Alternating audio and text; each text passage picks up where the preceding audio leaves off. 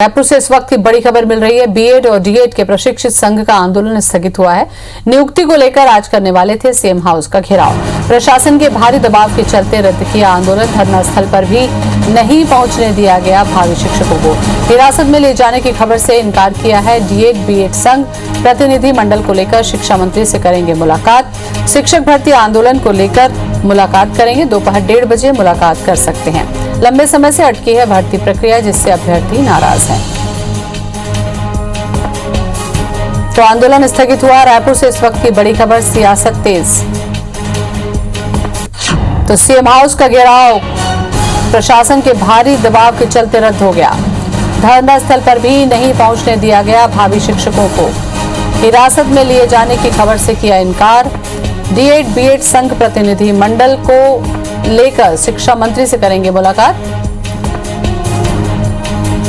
तो घटना को लेकर अब ट्विटर पर भी वार। रमन सिंह ने लिखा, मुझे सूचना मिली है कि शिक्षक भर्ती की मांग को लेकर अभ्यर्थी आंदोलन करने वाले थे। रमन सिंह ने ट्वीट किया, लेकिन पुलिस ने शिक्षक संघ के पदाधिकारियों को घर से ही उठाकर हिरासत में ले लिया।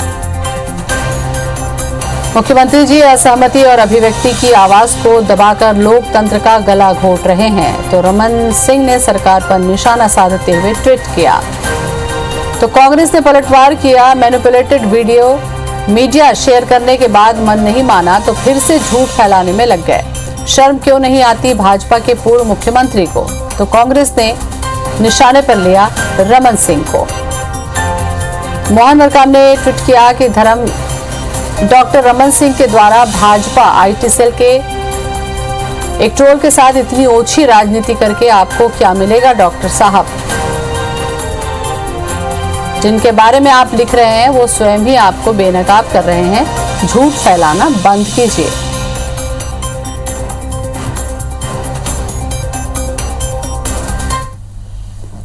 और इसी खबर पर ज्यादा जानकारी के लिए हमारे साथ जुड़े हमारे संवाददाता राजेश राजेश, स्थगित तो हो गया आंदोलन, लेकिन अभ्यर्थियों की मांग है कि भर्ती में नियुक्ति में देर हो रही है, इस वजह से उन्हें आंदोलन पर जाना पड़ रहा है।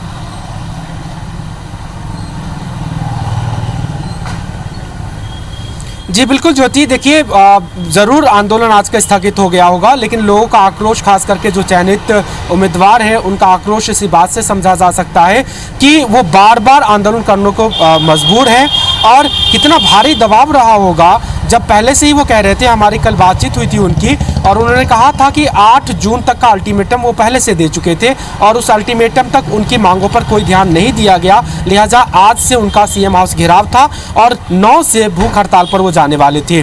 और इसकी पूरी तैयारी हो गई थी। प्रदेश भर के जो जिलाध्यक्ष है, जो चयनित उम्मीदवार है, सबको सूचना दे दी गई थी। आज सभी राजधानी में इकट्ठा होते कल रवाना भी हो गए थे, लेकिन बीती रात में इतना ज़बरदस्त दबाव आया स्थानीय जिला प्रशासन और शासन की ओर से कि सारे के सारे जो पदाधिकारी थे, जिलाध्यक्ष थे, उन्होंने अपने पैर खींच लिए। और आप उस दबाव को महसूस करिए या फिर समझने की कोशिश कीजिए कि किस हद तक उनको डराया गया होगा या फिर दबाव दिया गया होगा, जिसके चलते उन्होंने आज का आंदोलन स्थगित किया है। लेकिन अब आगे क्या होगा, इस पे भी हमारी बातचीत हुई। अभी थोड़ी देर पहले सभी कलेक्ट्रेट गार्डन में इकट्ठा हुए हैं। आगे की रणनीति क्या बनेगी, हमारी जो जानकारी मिली है कि मौजूदा समय में उनका आंदोलन इसी बात को लेकर के खत्म कराया गया कि चूंकि कोरोना की गाइडलाइन जारी है, अभी भी कोई धरना प्रदर्शन नहीं कर सकते हैं, और अगर करेंगे तो महामारी एक्ट के तहत कार्रवाई होगी। शायद इसी आधार पे अभी का आंदोलन खत्म कराया गया है। लेकिन उनकी वर्षों से मांग है और लगातार शासन की ओर से आश्वासन मिला कि आपको नियुक्ति दे दी जाएगी। 2-3 बार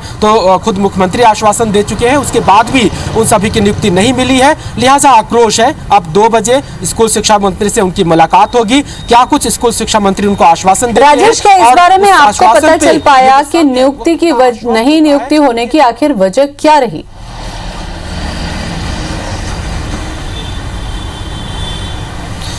देखिए ज्योति, जब से पिछले 1.5-2 सालों से इस आंदोलन को मैं लगातार देख रहा हूं, और जो हमारी बातचीत हुई है संघ के मुताबिक, और जो शासन का भी पक्ष जानने की कोशिश की। एक तो जब कोरोना काल शुरू हुआ तो फिर राज्य सरकार ने कारण दिया था कि चूंकि फाइनेंशियल स्थिति राज्य सरकार की उतनी अच्छी नहीं है कि सीधी भर्ती किया जा सके, ये एक फैक्ट था। लेकिन उस फैक्ट को कभी स्वीकार नहीं किया गया। तर्क ये दिया गया कि चूंकि कोरोना काल में स्कूल बंद है, पढ़ाई लिखाई होगी नहीं, तो अभी उनकी नियुक्ति नहीं मिलेगी। और फिर बार बार यही कहा गया कि जैसे ही स्कूल खुलता है, कोरोना का जो संकट है वो खत्म होता है, आप लोगों को नियुक्ति दे दी जाएगी। बीच में इन्होंने आंदोलन किया था, उसके बाद नियुक्ति देने की प्रक्रिया शुरू भी हुई थी। करीब 3,500 लोगों को नियुक्ति दिया भी जा चुका है, लेकिन 14,580 पद है, सिर्फ 3,500 की नियुक्ति इससे संतुष्ट नहीं है और वो मांग कर रहे हैं कि राज्य सरकार कोई एक डेट फिक्स कर दे, भले ही वो 1 साल के बाद का हो। राज्य सरकार ये कह दे कि इस तारीख से आपकी नियुक्ति हो जाएगी, ये सभी संतुष्ट होकर के बैठ जाएंगे। लेकिन करीब 2 साल लंबा खिंच गया। इन्हें डर है कि कहीं विज्ञापन प्रक्रिया ही रद्द ना हो जाए। जो चयनित हो चुके हैं, जिन्हें लगता है कि अब सरकारी नौकरी उनकी लगभग पूरी हो चुकी है, यही सबसे बड़ा डर है राजेश, उनको भी ये डर राजेश, यही सबसे बड़ा डर है, क्योंकि अक्सर ये होता है कि अगर बहुत समय तक नियुक्ति न हो तो अगर रद्द हो गया तो इसमें से बहुत सारे लोग एज लिमिट के कारण कट जाएंगे, कई लोगों की नियुक्ति नहीं होगी तो वापस वो कहीं के नहीं रहेंगे। इसलिए शायद वो चाह रहे हैं कि एक तिथि जो है वो मुकर्रर कर दी जाए।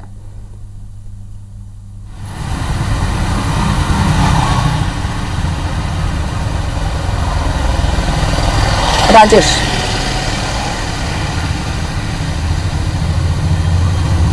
जी बिल्कुल ज्योति, आप बिल्कुल ठीक कर रही हैं और यही डर है। वो बार बार अधिकारी मंत्री के सामने अपने इसी डर को रखते हैं कि आप हमें सिर्फ ये आश्वासन तो दे दीजिए ना कि अगर आपकी अभी वित्तीय स्थिति ठीक नहीं है, अभी कोरोना संकट है, अभी स्कूल खुल नहीं रहा है, तो आप यही कह दीजिए कि हम अगले साल आपको इस तारीख की ज्वाइनिंग दे रहे हैं, इतना भर आप आदेश कर दीजिए, उसको निकाल दीजिए, वो सभी शांत हो जाएंगे। अनिश्चितता का भाव है कि पता नहीं उनको नौकरी लग पाएगी नहीं लग पाएगी, पता नहीं क्या स्थिति करवट ले और उनकी लगी लगाई नौकरी उनके हाथ से जाती दिख रही है। इसी बात का डर है और इसी डर के चलते वो बार बार आंदोलन की राह पर है।